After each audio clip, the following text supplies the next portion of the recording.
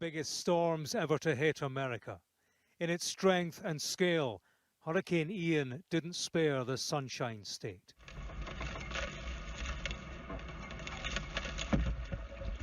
This Category 4 hurricane measured more than 30 miles wide. The damage it left showed its devastating power. This had been a causeway linking Sanibel Island with the Florida mainland. No longer. Millions of people statewide were caught up in the danger posed by 150-mile-an-hour winds and so-called storm surges of water as high as 12 feet. As the hurricane blew on elsewhere, the number of confirmed fatalities left in its wake grew. The amount of water that's been rising and will likely continue to rise today, even as the storm is passing, is basically a 500-year flood event. A Typhoon Noru is picking up strength after leaving the Philippines. It's now churning across the warm waters of the South China Sea and forecast to make landfall in Vietnam on Wednesday. The country's central coast, including Da Nang, will take a direct hit. The typhoon will then head for Thailand. Authorities in Vietnam are scrambling to be ready for Noru's arrival. Up to 500 millimeters of rain is predicted for some areas. More than 1 million students have been told to stay home, and nearly 900,000 people warned to evacuate to higher ground before the storm hits. And Noru is expected to pack 160-kilometer winds and heavy rains.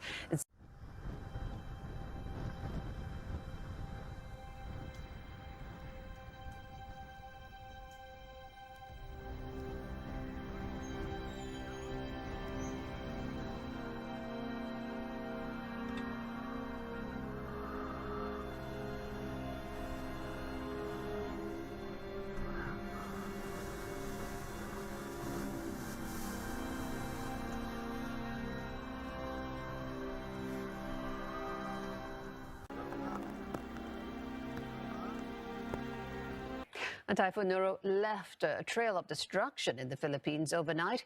It's the strongest typhoon to hit the country this year, killing 6 people so far. Heavy rains and fierce winds battered Luzon, toppling trees and knocking out power. Buena Bernal has more. Most of the areas along Typhoon Noru's track as it barreled through central Luzon were agriculturally rich and rice-producing regions. An initial assessment by the Philippines Agriculture Department puts the damage at some 141 million Philippine pesos or some 2.40 million US dollars. According to the Agriculture Department, that devastation affected some 740 farmers or 16,000 hectares of land. That's some 5,800 metric tons lost in production volume, highlighting the importance of climate action to food security. Floods in Nigeria have killed at least 300 people this year, the country's disaster management agency has said. And the National Emergency Management Agency, or NEMA, says the situation could get worse. That's due to heavy rainfall and the effects of excess water from a dam in Cameroon. NEMA Director General Mustafa Habib Ahmed said in a statement that 100,000 people have been displaced by flooding since the start of the rainy season and are now living in temporary shelters. Devastating floods ravaged major parts of the country. The National Emergency Management Agency reported that over 500,000 people across 27 states are affected. Crops across the country's farmlands are wiped out. The region is already struggling with an economic fallout, and the floods are worsening food insecurity.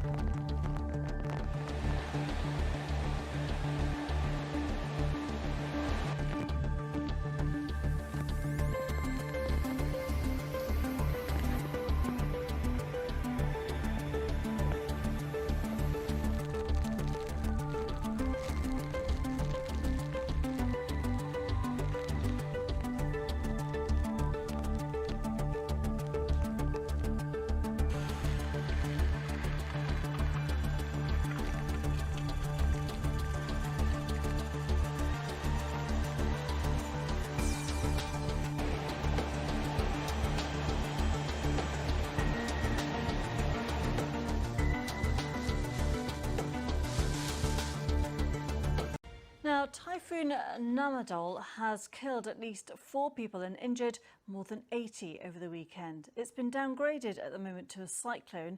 It crossed to the northeastern coast and headed out to the Pacific Ocean. Hundreds of thousands of homes are without power, and at one stage more than 9 million people were urged to leave their homes. Let's cross to our correspondent in Tokyo, Rupert Winfield-Hayes. Rupert, just tell us how bad it has been and how is it for those affected at the moment? Yeah, as you say, the Typhoon Nanmadol has now been downgraded and has broken up over northern Japan. But for the last 3 days, it really has been a monster storm, the like of which Japan has rarely seen, only a handful of other times a storm of this size in the last half century. And it's hit the southern Kyushu island of Kyushu on Sunday, and then it has just churned right across the whole of Japan over the last 2.5 days. And really bringing very destructive winds, 150-mile-an-hour winds, over 200-kilometre-an-hour winds, which have caused quite a lot of damage to electricity supplies and structural damage. But really, the big thing has been the amount of rain. Really astonishing amounts of rain have fallen over western and central Japan. In Kyushu, they measured more than 70 centimetres of rain falling on Sunday and into Monday. And even in Honshu, 40 centimetres of rain fell yesterday over western parts of Honshu. So that's been the major problem, causing a lot of local flooding. There is a concern still about the possibility of landslides and mudslides. As you said, the toll from this has been fortunately very small in terms of loss of human life, but it really has caused massive disruption right across Japan for the last 3 days. What are scientists saying about linking this with climate change? Well, they're absolutely linking it to climate change and also to the La Nina phenomenon in the Pacific Ocean this year. We're in a La Nina year which will have exacerbated the size of this typhoon. But really, this is part of a trend which we're very clearly seeing. The data is very apparent. In the late 70s, 1970s, the Pacific Ocean used to produce about 1 super typhoon a year. Now we are seeing between 4 and 5 super typhoons developing in the Western Pacific every year, and that trend is expected to increase. And that was just September of 2022.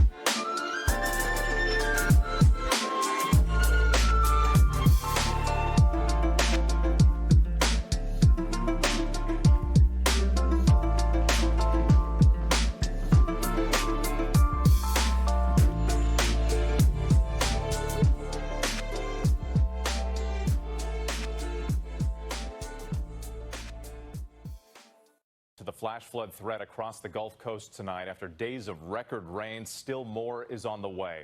Mississippi in the bullseye. This home in Canton surrounded by water. A new round of heavy rain today in Jackson County. Highway 489 in Newton County, Mississippi, closed until further notice after part of it was washed away. With the historic and devastating flooding in Dallas, we have just learned it has now turned deadly.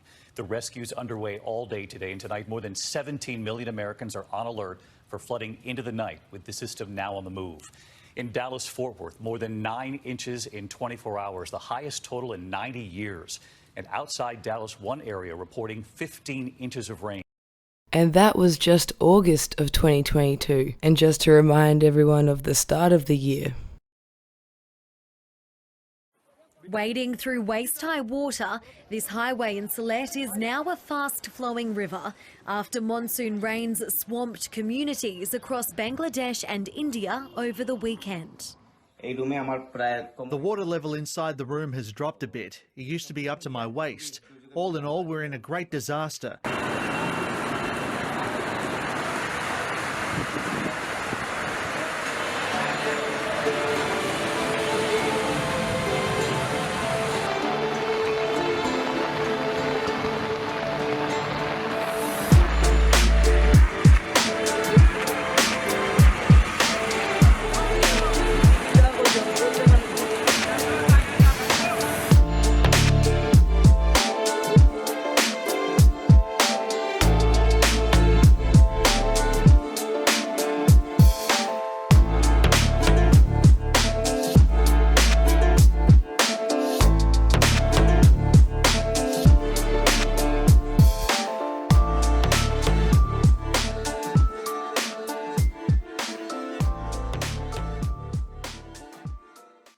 third flood in the last 12 months.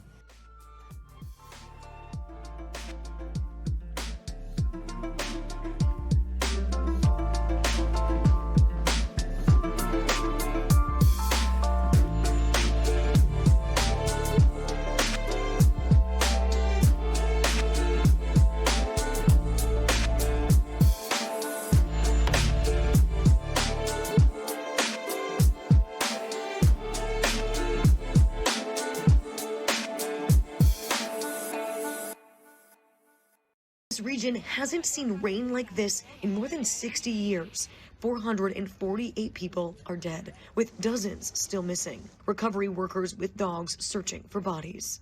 40,000 South Africans now displaced, more than 4,000 homes destroyed. Those houses were formerly there, and right now what you see down here is the furniture, it's the cars, it's the entire house, all the houses that have just literally just slid down the bank, and it's now in a pile of, like, just a heap of memories, I guess. South Africa's president, Cyril Ramaphosa, says natural disasters like these are a sign of what's to come. These floods are a tragic reminder of the increasing frequency of extreme weather conditions as a result of climate change.